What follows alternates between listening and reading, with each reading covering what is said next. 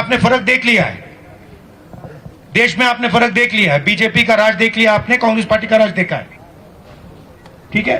तो आप ये मत सोचिए कि कांग्रेस पार्टी बीजेपी से टक्कर नहीं ले सकती है। मैं आपको गारंटी देके कह रहा हूं 2024 में हम बीजेपी को हरा देंगे। Secondly, congratulations for the successful Bharat Jodo यात्रा। You really did a very good job, sir। हमने आपको पीछे जब से आपने यात्रा स्टार्ट किया हम आपको फॉलो कर रहे हैं, आपका चाहे आपका ट्विटर हो, आप कहीं भी हो, विल फॉलो यू सर। हम ये जानते हैं सर कि आप पावर में नहीं है अभी कांग्रेस, लेकिन आपका जो अच्छा रोल रहा है कि आप एक अपोजिशन का पार्टी का आप मेन अपोजिशन पार्टी हो। आपको बखूबी मालूम होगा सर कि हमारा जो एमपी है वो तो पार्लियामेंट में कुछ बोल तो नहीं रहा sir, on the behalf of us we don't know sir why he is speaking. हमारे जितने भी इश्यूज है उस पे हमारा एमपी साहब पार्लियामेंट में जाएंगे मम। भैया तो आपको उनसे बात करनी है। हाँ नहीं सर, अभी आई कम टू दैट पॉइंट, वो भी हम कर लेंगे सर। ऐसा नहीं है कि हमने उससे बात नहीं किया सर, शायद उसके घर में हमारे दिए हुए मेमोरेंडम इतने पढ़ों के फाइल भर के हमने उसके पास मेमोरेंडम सबमिट किया था। You know it's just like a love letter देना, बाकी कुछ होना नहीं है। हमने बहुत बार उनसे ये कोशिश किया था बात करने का sir. No I come to the point. Elect तो आपने किया ना, बस यही तो सबसे बड़ा, मैंने तो नहीं किया। हाँ सर, यही तो सबसे बड़ा गुनाह हो गया सर। इलेक्ट तो आपने किया। हाँ सर, सबसे बड़ा गुनाह शिकायत लगा रहे हो। हाँ सर, आपने क्या सोचना था पहले, गलती से मिस्टेक हो गया sir. Next time it will not happen. अब अगली बार मिस्टेक मत करना। Now come to the point that sir, हम चाहते हैं कि हमारे करगिल की यूथ, जो लद्दाख की यूथ की तरफ से आप एटलीस्ट हमारी तरफ से ऑन द बिहाफ ऑफ अस ये एक बार इशू राइज करें। सर आपने कहा कि नेशनल लेवल पे ये अनएम्प्लॉयमेंट यूथ का इशू है, नेशनल लेवल पे समथिंग एल्स सर। पिछले जब से हम इस स्टेट से अलग हो गए तब से हमने जो मुश्किलात, आपको शायद डाटा मिल जाएगा कि लास्ट 2019-22 में हमारा जो एम्प्लॉयमेंट रेशो सबसे आगे चला गया था हमारे लद्दाख का। मैं क्लियर कट कहता हूं सर यहाँ पर, क्योंकि मैं यूथ को रिप्रेजेंट करता हूं, मैं किसी एक ऑर्गेनाइजेशन का प्रेसिडेंट भी सर। मैंने इसको काफी करीब से देखा है and I am also be part of the Kargil democratic alliance. इसमें आपको बताते चलूं सर, हम आपसे क्या चाहते हैं, हम ये चाहते हैं कि हमारे जितने भी इश्यूज है, स्पेशली जो जब से हम 4 साल में हमने जो मुश्किलात जो हमारे इस यूथ ने फेस किया सर, जो हम अनएम्प्लॉयड यूथ ने फेस किया, शायद कोई भी पॉलिटिशियन और कोई भी गवर्नमेंट किसी ने फेस नहीं किया। हर किसी को उसका इंक्रीमेंट मिला, हर किसी को अपना अच्छा खासा सब कुछ उसको मिला है, सिवाय हमारे इन यूथ के और हमारे स्टूडेंट और हमारे जो अनएम्प्लॉयड यूथ को सबसे हमने मुश्किलात फेस की। उनकी तरफ से एक भी हमारे जो एडवर्टाइजमेंट नहीं हुआ है एसएससी का। आई एम सॉरी सर, थोड़ा लंबा जा रहा हूं, उसके माफी चाहता हूँ। हमारी जो एसएससी की तरफ से हमारे एडवर्टाइजमेंट होता सर 1 साल पहले, अभी तक उसका रिजल्ट डिक्लेयर नहीं हुआ है। वो रिजल्ट डिक्लेयर नहीं हुआ, सेकंड उनका एडवर्टाइजमेंट हो जाता है। और यहाँ पर लद्दाख में भी डीएसएसआरबी जो एलएसआरबी उनका एडवर्टाइज पोस्ट करते हैं, लेकिन अभी तक कोई भी इन पे फिलअप नहीं हुआ है। अब मैं आपको ये फरियाद क्यों कर रहा हूँ, आप मेरी ये लास्ट में वर्ड कह रहा हूँ, हम चाहते हैं कि आप हमारी तरफ से एटलीस्ट जब आप पार्लियामेंट में कुछ बोलने जाओ, हमारी तरफ से इतना कह देना कि देयर इज अ प्लेस जिसको हम लद्दाख कहते हैं, वहां पे जो यूथ है इस तरह की मुश्किलात फेस कर रहा है। और लास्ट पॉइंट और एक चीज सर, आप लेह में बैठे, पेंगोंग ले गए, हमने आपका सारा फोटोज देखा, हर जगह देखा सर। अब एक चीज लास्ट वाले मेरे बाद, आप देखना किस तरह से हमें डिस्क्रिमिनेट किया गया है लेह और कारगिल को। आप देखो लेह में, आप इंफ्रास्ट्रक्चर देखो, रोड देखो, फैसिलिटीज की सब कुछ वहां पर है। आपने वो सब की यहाँ देखा सर? आई डोंट थिंक का आपने ये देखा होगा। कहीं ना कहीं हमें जब से ये हमें हमेशा हमारे साथ डिस्क्रिमिनेट होता ही गया। जितने भी सेक्रेटरी के जितने सेक्टर, जितने ऑफिस, बड़े ऑफिस वो सर वहां बने, यहाँ इनका कुछ भी नहीं है। हम लास्ट है, हम चाहते हैं कि सर हमारे तरफ से जो पार्लियामेंट में आप जब भी बैठोगे तो इतना कह देना कि एक जगह। देखिए, थैंक यू सो मच। मैंने ये सबसे पहले आपको एक चीज तो समझनी है, दिल्ली में हमारी सरकार नहीं है और लद्दाख में भी हम एडमिनिस्ट्रेशन को नहीं चलाते हैं, तो ये तो आपको एक्सेप्ट करना पड़ेगा।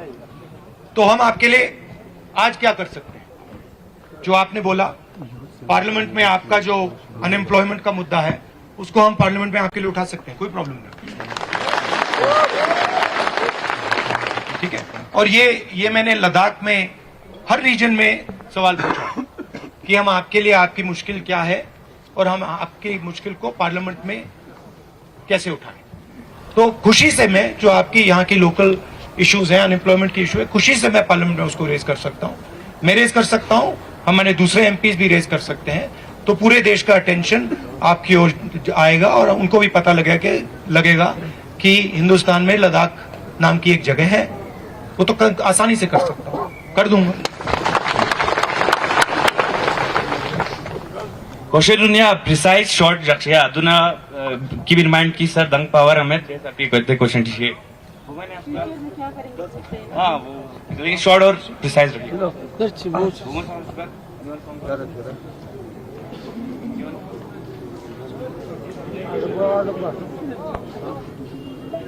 क्वेश्चन शॉर्ट गर्ल्स से भी पूछवाओ ना एक। गर्ल्स कोई आ जाओ, चलो गर्ल्स से पूछेंगे, आपको पीछे नहीं छोड़ सकते। अच्छा, अगर पूछना नहीं चाहती हैं, जो कुछ बोलना चाहती हैं बोल दीजिए। Hello, Rahul sir. नमस्कार। नमस्कार. I'm here just to have a glimpse of you.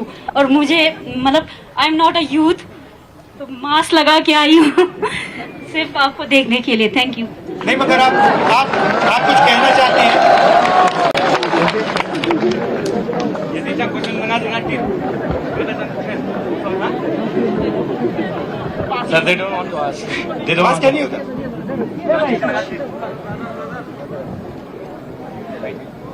Sir first of all good evening. Good evening. कि आप यहाँ हमारे लिए आए और जितने भी प्रॉब्लम थे वो तो मतलब हमारे जो रिप्रेजेंटेटिव हैं उन्होंने आपको मतलब कहा. हम यहाँ सिर्फ मतलब आपको यहाँ देखने के लिए आई थी मैं पर्सनली. बाकी प्रॉब्लम तो उन्होंने आपको वो कर दिया, बता दिया. अच्छा, तो अपने बारे में बताइए आप। सर मैं तो यही की हूँ.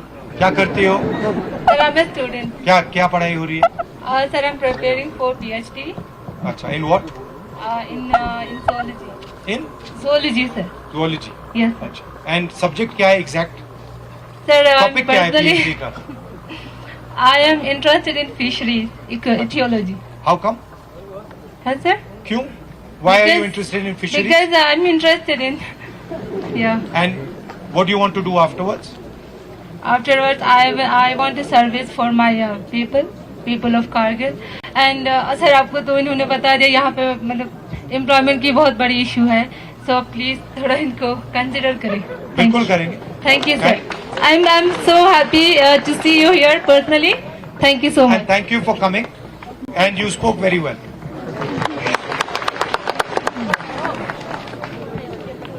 Short one line question welcome sir. Sir आप एक इम्पोर्टेंट फिगर हैं अभी नेशनल लेवल पे, क्योंकि आप जब भी कोई बात करते हैं तो आपको नलिफाई करने की बहुत कोशिश की जाती है सारे एंगल से. इसलिए आप एक बहुत इम्पोर्टेंट फिगर हैं. भले ही आप अभी गवर्नमेंट में ना हो तो हम आपसे यही चाहते हैं कि आप जब भी वहाँ वापस जाएं दिल्ली और जब भी आप पार्लियामेंट में पहुंचें तो आप हमारे तरफ से, हमारे यूथ की तरफ से जो हमारे रिप्रेजेंटेटिव्स ने अभी अभी चीज़ें जो एड्रेस की उसको एक बार वहाँ पे भी एड्रेस करें ताकि उनकी आंखें खुलें कि इनको यहाँ पे होते हुए भी इनको ये चीज़ें नहीं दिखी. आप वहाँ से आए और आपने ये चीज़ें देख ली. अगले सेशन में आप टीवी पे नहीं देख पाओगे क्योंकि वो जब मैं बोलता हूँ वो टीवी बंद कर देते हैं. मगर अखबार में आप पढ़ लेना कि नेक्स्ट सेशन में जो आपने यहाँ मुझे कहा है वो मैं पार्लियामेंट में जरूर उठाऊंगा. Good afternoon sir. Rahul sir, आपके यहाँ आने का बहुत बहुत धन्यवाद सर. सबसे पहले तो मैं आपको अपनी तरफ से मैं पूरा on behalf of the Kargil youths I would like to congratulate you. आपका बना हुआ, आपका स्ट्रगल किया हुआ, आपने हमारी सुनी थी कि कोई 7-8 साल पहले जो जिला के टनल के बारे में जो आपको कारगिल के लोगों ने रिक्वेस्ट रखा था, आपका टनल का 50% कामयाब हो. इसके लिए आपको मुबारकबाद पेश करता हूँ सर. और कारगिल की यूथ की तरफ से सर एक उम्मीद हमें यही है कि इंशाअल्लाह बहुत जल्दी आप रूलिंग मतलब आपकी हुकूमत बनेगी इंडिया में, हमें उम्मीद है. तो जिस तरह से आपका भारत जोड़ो यात्रा का हमें अंदाजा होता है उस हिसाब से इंशाल्लाह बहुत जल्दी हमारे कांग्रेस की हुकूमत बनेगी. तो हमारे कल की तरफ से दूसरी हमारे आपको रिक्वेस्ट है कि हमारे जो एयरपोर्ट का मसला है, जो सदीम 200-300 साल से यही शिकायत लेके आपको हमेशा दिमाग खराब करते रहे, तो कुछ तो गुजर गए. तो हम लोग भी तक शायद कुछ 50 हमारे उम्र जो है ना तकरीबन 50% चले गए सर. उम्मीद है कि आपकी हुकूमत जब आएगी तो हमें उम्मीद है कि हमारे एयरपोर्ट का मसला आप हल करेंगे. क्या मतलब स्टेटस क्या है एयरपोर्ट का? यहाँ एयरपोर्ट का कुछ भी नहीं हुआ सर, जैसे थे वैसे ही है. और दूसरी बात अच्छा, क्यों सर्विस क्यों नहीं है? क्या है प्रॉब्लम? क्या है? ATR. अच्छा सर, प्रोपेलर प्लेन का है. जी सर आप लोग आए भी थे एक बार, थोड़ा सा कुछ छोटा सा जहाज लेके आए भी थे, इसके बाद सुबह आए थे, फिर शाम को चले, इसके बाद दोबारा कोई कुछ आया भी ना, आप आए ना जहाज आए सर, हम तो वहीं से सर। दूसरी बात है सर, थोड़ा सा टाइम ले लूंगा sir, sorry for that sir. यहाँ पे देखो Ladakh is just like a bonded name, one is Kargil and one is Leh, ठीक ना सर। इसके बाद क्या हुआ, यहाँ जैसे हिल कौंसिल बनी, नहीं क्या बोलता है यूटी जब बनी, तो हेड ऑफ द डिपार्टमेंट जितनी भी है सारा लेह में है सर। यहाँ पे कुछ भी नहीं, ना कोई रिसर्च इंस्टीट्यूट, ना कोई एजुकेशन बेस पर, कुछ भी नथिंग इज हियर सर। जब आप गवर्नमेंट में आएगा तो हमारे लिए आप क्या करोगे सर, प्लीज। कहने को तो बहुत कुछ है लेकिन मान नहीं रही।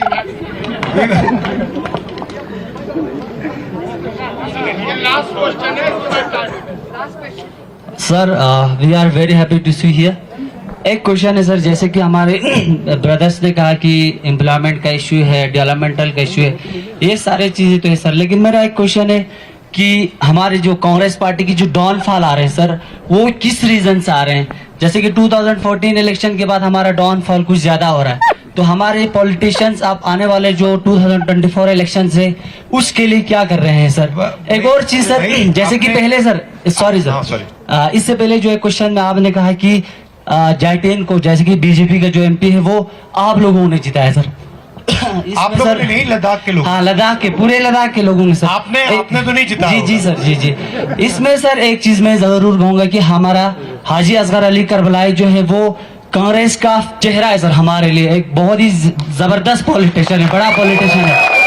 बट यहाँ पे मैं एक चीज हाजी असगर अली करबलाई से भी क्वेश्चन जरूर करना चाहूंगा सर, जब मैंडेट आपको अनफॉर्चुनेटली नहीं मिला, मैंडेट जो है कास बलबर ले को मिला, तो यहाँ पे आपका एज ए इंडिपेंडेंट खड़ा होना, मुझे ऐसा लगता है कि आपने बीजेपी के जो सपोर्ट, शायद वहां पे मुझे ऐसा लगता है कि उस वजह से पुश हुआ।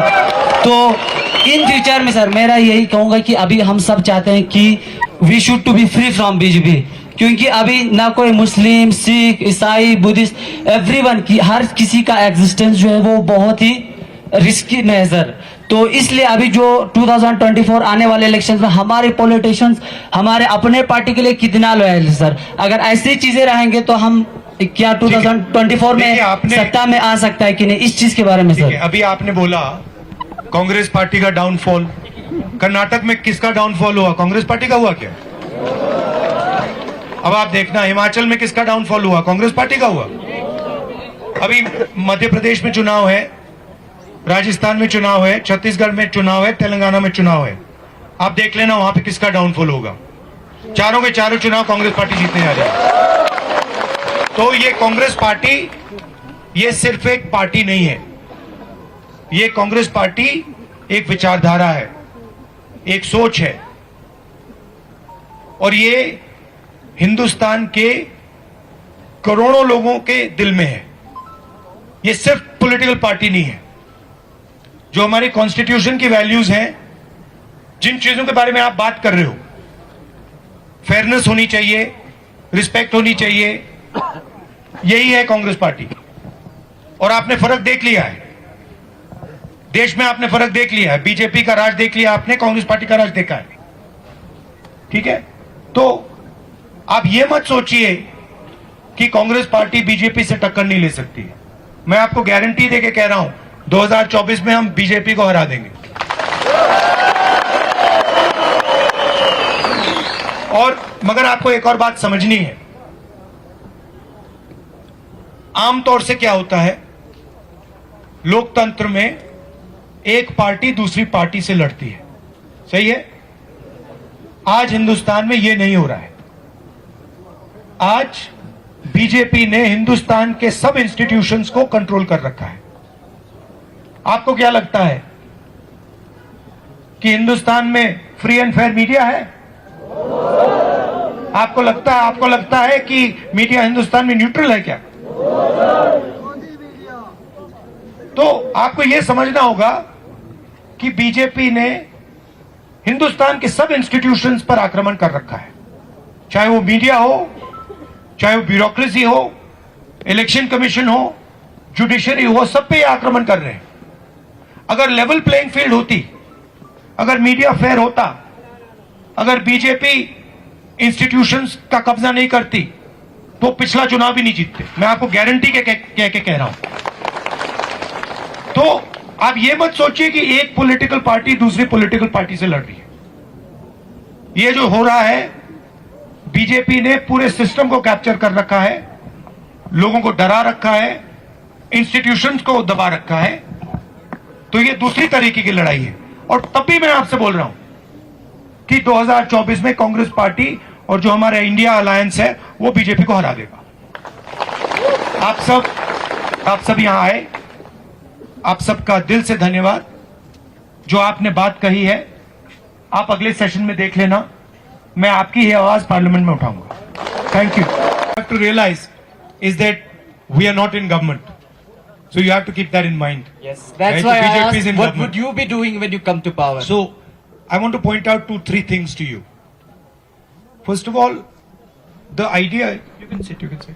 The idea of the Bharat Jodo Yatra was precisely to address what you are saying. I believe that regardless of which religion you're from, which community you're from, where you come from, you must feel comfortable in this country. And you should feel comfortable in every corner of this country. That is the constitutional foundation of India. Okay? Second, you are right that Muslims are under attack in India. This is not wrong. But you must also realize that there are many other people also under attack in India. Okay? Please look at what is going on in Manipur today. For 4 months, Manipur has been burning. Right? So you must not think that you are the only people under attack. All sorts of... Yeah, it is happening. Of course it is happening. But it is happening to Muslims, it is happening to other minorities, it is happening to Dalits, it is happening to tribals. Right? Because it is the attitude and the approach of the BJP. And this is something we are committed to fighting. And you're very well aware that myself and the Congress party are at the forefront of this fight. Right? So that is something that is very, very clear. As far as your representation is concerned, and the representation of Ladakh and specifically of Kargil, I am of the opinion that democratic rights, rights of all individuals, rights to elect your own leader, rights to spend the money that is yours are sacrosanct and they should not be attacked and challenged. So on that we are 100% committed and there is absolutely no confusion. Right? What is going on in India, the purpose of what is going on in India is to basically take away the wealth of the Indian people. Okay, if you see, you're saying to me that there are no jobs in Kargil. Correct. I 100% agree with you. But I walked from Tamil Nadu to Srinagar. Every single youngster in every single state is saying the same thing. They are saying there are no jobs. The single biggest issue in India today is unemployment. Do you read in the newspapers that unemployment is an issue? Maybe in Ladakh newspapers. But in Indian newspapers, the Delhi newspapers, national newspapers, nothing. Right? So these issues, of course they're specific to Ladakh and of course they're important for you, but you must realize that these are issues that are being faced at the national level, at the state level, everywhere. Right? And it is because the government of Mr. Narendra Modi favors one or two people and basically is aimed at giving the wealth of this country to those 2 or 3 people. The reason you are not being given your rights, right, is because the BJP government wants to take away what is yours. There is huge solar energy potential in Ladakh. Correct? Right? They want to hand that to Mr. Adani. If you want to hear it very simply. And that is why they don't want to give you the rights. They don't want to give you the ability to decide your own government. They don't want you to elect your own local representatives. And this is a national fight we're fighting. So you must have no confusion about that. So what will Congress be doing when you come to power? would you release those guys who are incarcerated in jail? No. Listen, we have to function according to courts, my friend. We cannot function outside the legal system of this country, right? You have seen the bond of legal system. Please, you have to realize. You got disqualified because of the legal system. You Well, know how they- I have to operate in the Constitution. I have no choice. If the Supreme Court has reinstated me, if the Supreme Court had not reinstated me, I would have to abide by that decision. I mean, as a politician, those are the instruments that I have. But what you're saying, absolutely, we are very sensitive to unfairness towards any community, any group, any religion, any caste, any language. That is for sure.